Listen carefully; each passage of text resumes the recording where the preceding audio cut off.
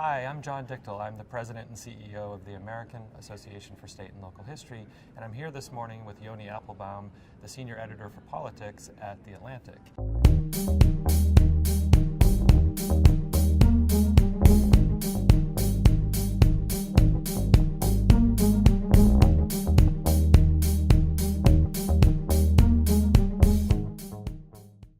Yoni, as a historian who has wide experience in reaching an audience outside of the university, outside of classrooms, I was wondering if we could talk this morning about your thoughts on how the 250th anniversary of the country might be an opportunity for reaching broader audiences.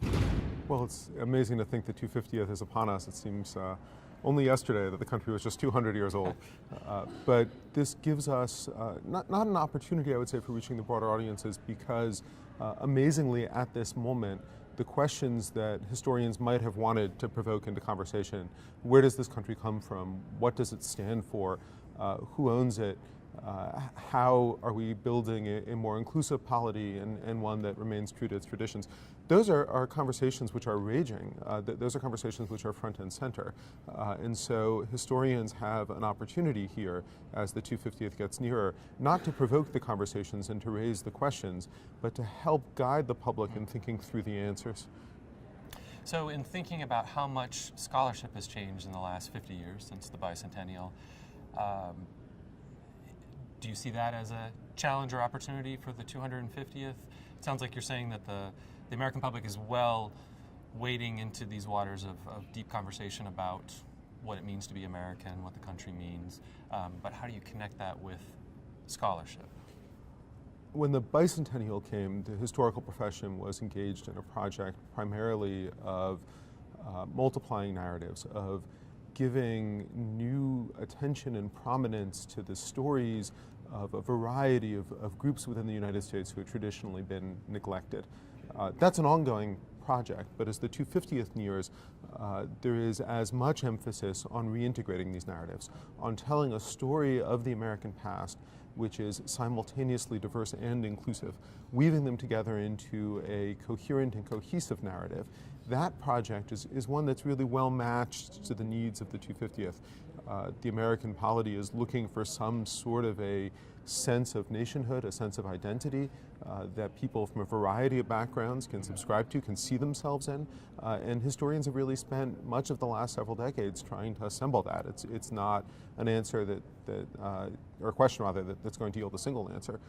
There is not one narrative of American history that everyone will subscribe to, but asking that question and forcing ourselves to take the really rich scholarship that's developed on different groups and place those narratives not just in a conversation with each other, but weaving them into a single tapestry. That is very much the project that the historical profession is currently engaged in, and it's one that is ideally timed for this sort of anniversary. So in thinking about the World War I commemoration that's going on right now, the 150th anniversary of the American Civil War just a few years ago, and thinking all the way back to the bicentennial, 1976, what are you optimistic about American public's appetite for dealing with American history when we get to the 8 years from now, 2026? Well, the commemoration of the Civil War and of World War I really, I think, teach us that these things don't conjure themselves into existence, that unless there's a robust, well-planned effort in advance,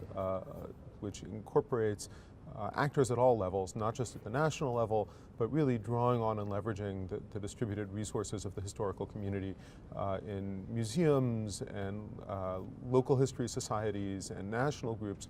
Unless we're doing all of that, the anniversary may well pass unnoticed. I think you could poll most Americans and they would be unaware that we're still in the anniversary of the First World War. Many of them allowed the Civil War anniversary to pass without notice, or not particularly thinking about Reconstruction this year. So these things don't necessarily force themselves into the public consciousness, but there is an opportunity. If historians work together collaboratively to foreground these conversations, they can absolutely turn the 250th into an opportunity for Americans of all backgrounds to really come and start talking to each other and exploring the past. So when we think about individual Americans trying to find their place in the American story, we could talk about relevance and individuals wanting to understand that the story of the past is somehow pertinent to their daily lives? Are there ways to think about a commemoration or a set of commemorative activities connected to the 250th that would make history come alive for people in a way that shows relevance, daily relevance to their lives? You know, I think that there really is, and it requires thinking of 1776 not as an isolated moment, but as the first in a series of moments of American founding. And so we go back to the Declaration, to that moment of independence, and then you can carry that story forward because social protest groups and social movements and idealists of all political varieties have pointed back to that moment of founding to press for new changes. And so this is a country that is founded once in 1776 and then on repeated occasions thereafter. There's a second founding in the wake of the Civil War. There are a variety of foundings in the 19th and 20th century. When Seneca Falls looks back, they're looking back to that founding moment to demand a country that is as inclusive of the women who live here as it is of the men.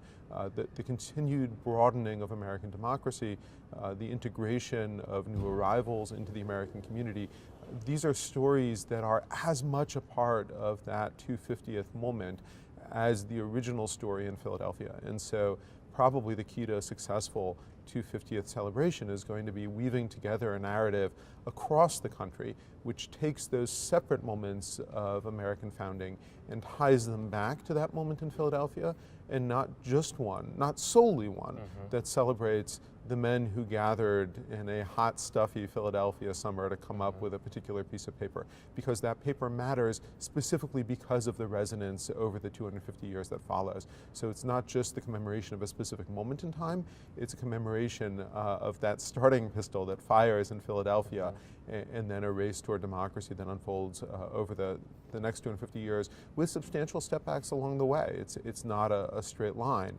but incorporating all of that into the narrative, thinking about the things we've done successfully and unsuccessfully, is a way to take that moment in which not everybody will see themselves, but to expound it as a moment of the articulation of ideals, and in those ideals every American sees themselves.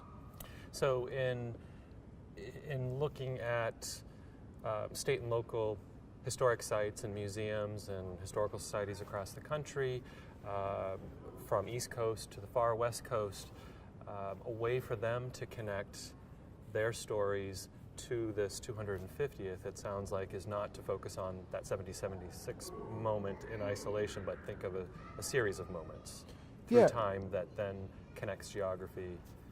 If you're living in Denver or Sacramento or a small town in Kansas, you may not feel personally connected to Philadelphia, and you're probably not going to go to Philadelphia in the 250th year. But you certainly can go to an exhibit in your local library, or to a lecture at your local historical society, or to a historic home museum for the moment of the founding of your community. And what you can find in any of those is the evidence of the ripples that come out from Philadelphia in 1776. And they reach across the country at different moments, and there are waves of them that come through and change the country. Those are local stories. People are tied into their local communities. They seek themselves in grand narratives, and they can find themselves in these stories if historians are prepared to meet them where they live, quite literally, and to help them understand their own community, their own family, their own personal history in terms of this broader American narrative. Great. Thank you very much. A pleasure.